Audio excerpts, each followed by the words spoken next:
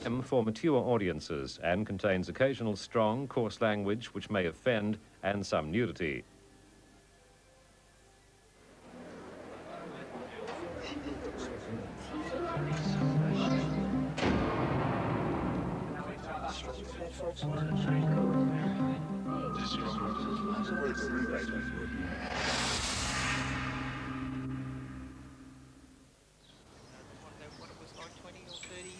Now, I reckon these are ready. What do you think? It looks pretty good. Lovely. Attention, everyone. I'd like to propose a toast to the first Mardi Gras, the 78ers. Let us remember all those people who've contributed to making Mardi Gras what it is, those people who have died, and those people who are not with us for other reasons. Hear, hear. Here, here. Hear, Mardi Gras. Mardi Gras. Mardi Gras. Gay and proud. Everybody's free, feel good. Everybody's free, feel good. Everybody's free, feel good.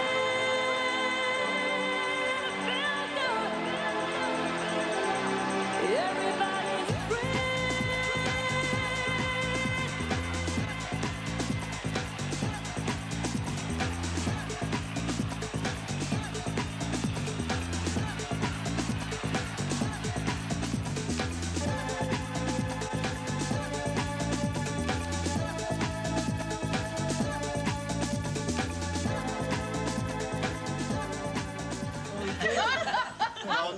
Special I was 20. How old were you? I was 22. I was 26. I was about 40. I was 39. About. 38, 39. A group of us have got together to take part in this year's Mardi Gras because it's 20 years since the first Mardi Gras, and we're going to be leading the parade. We call ourselves the 78ers. The 78ers are held together by a strong bond because of the experiences we share from that first Mardi Gras in 1978, and also the fact that the Mardi Gras has grown into an immense gay and lesbian festival, which is probably the biggest event of its kind in the world today.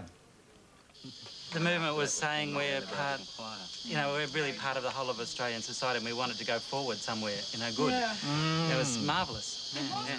Coming out in the 1970s was the main, in a way, political message we had, because it was a way to be positive about your life and stop hiding or being afraid or having a double life. And I can remember walking around, you know, the streets of Redfern thinking, is it true? Am I gay? There was pressure in those years to say you're gay. We were going around saying, come out, you've got to come out if you're gay. It was always a bit electric because people were coming out, actually did come out. They would turn up on the street and they would say, I wonder who's watching television, you know, or I don't want to be photographed. I wonder who'll see me, you know, and there was always that going on. I rode a motorbike, a very small motorbike, and I went with another woman who I'd hardly knew, who had a motorbike, and we shared a bed, and I was petrified she was going to touch me. And I wouldn't have known what to do. When I was called a lesbian at about the age of 13, and I was absolutely horrified, I think. I lost my really closest friend at the time. As a matter of fact, I lost my whole circle of friends at school. I think for the next few years, I didn't have a bloody clue about who I was or what I was or what sex was about or what life was about. In the early parts of the 70s, I was in Sydney, heavily involved in the women's movement. You know, I don't think I knew anybody who wasn't politically active. From centuries of silence, we are screaming into action. Literally, we ate, slept and screwed politics. I mean, it was what we did. It wasn't... I talk about that period of sort of standing at line in a conference thinking about who I'd take home that night. You know, it was cathartic.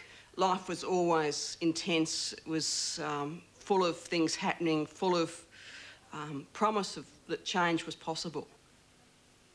Where do you more? Hello, how are you?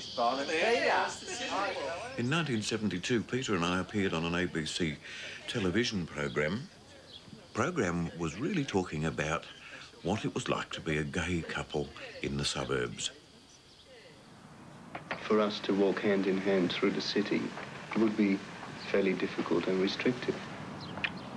How did church go? It would be fairly difficult to give each other a goodbye kiss. Before, never at all.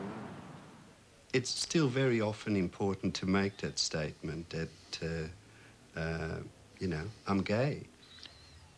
But the reaction to it nowadays, in general, doesn't seem to be as surprising as we would have, you know, experienced quite a number of years ago. What sort of work do you do? I work in an office as a clerk. And what about you, Bonsall? What sort of work do you do? I'm a secretary in a church. I worked with as the secretary of an Anglican church in Sydney from 1968 until 1972, in fact, when we were on television. I continued to go to work after the program had been on the air, and then on the following Sunday, I was asked to go to the church and asked to resign. I felt that I'd done nothing that I needed to resign for, so I refused to resign, and I was then dismissed. I don't think life's changed that much at all, really, if you're living out in the suburbs or in a country town. I came out in the late 60s, and I was married, and I had 3 children, and I was living in a country town, Goulburn, actually. And I sort of suppressed my homosexuality. I thought that it was a mental illness, I suppose. So when the modern gay liberation movement came along, I thought, wow, you know, there's nothing wrong with me. I'm not sick. I sort of very quickly got involved in the politics of the homosexual rights movement. My children would come to Sydney, you know, school holidays and that. In fact, I used to take them on gay rights demonstrations, and even my parents would come on gay rights demonstrations. We were still illegal. Male homosexuality was illegal. And the police were very oppressive and homophobic. If you were seen holding hands, police would question you and intimidate you. They didn't often arrest people. They'd grab people, take them round to a back lane and bash them up. And they thought they could intimidate us too, but luckily we proved them wrong.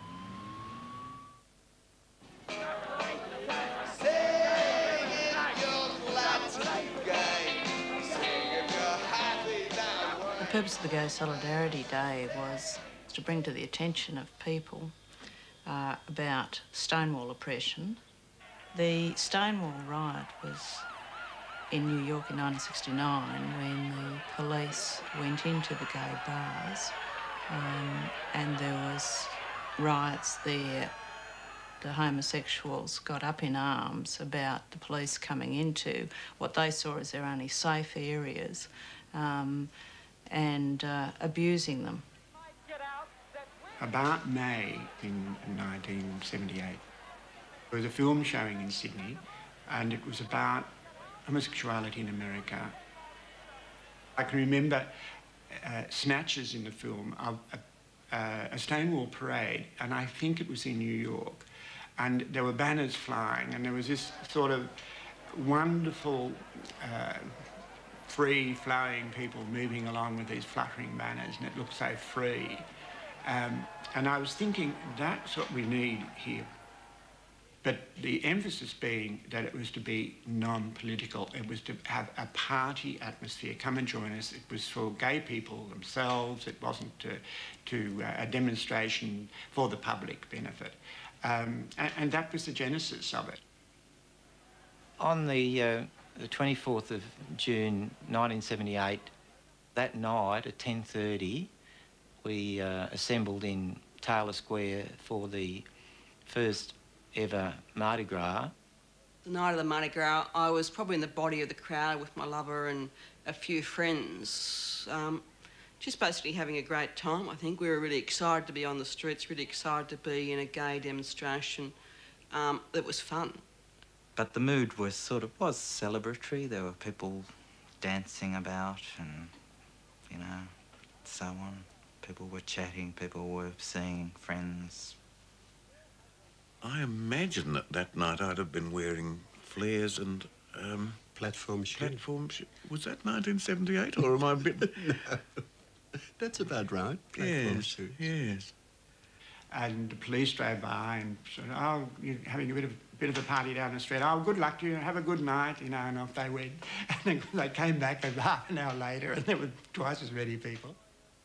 Lance was driving the truck, and the mood was wonderful because people actually did come out of the bars when they heard us coming down, and there was enough advertisement around beforehand for them to know that we were coming down. There was no sense of danger at all. I mean, it was really a hurrah sort of mood.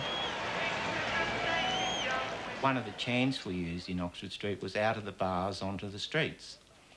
So by the time we got to the bottom of Oxford Street, there were about 2,000 people. We'd never seen anything like it before. It was just amazing. And so we knew that the Mardi Gras was a winner.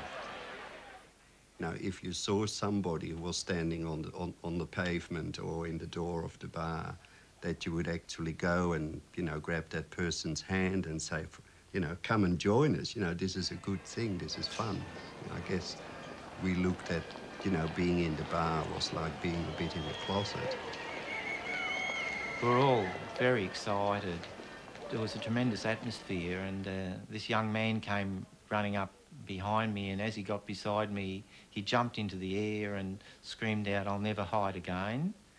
And to me, that really captured the feeling of the night, the excitement and the joy and the joy of coming out. The way that the police conducted themselves as we walked down Oxford Street was very much, they behaved like human brooms. From the truck, we could see that people were being hurried down. We were starting to feel a little bit fearful and anxious because there was, you can pick up, there was a growing feeling from the police of their aggression. As I was driving the lead float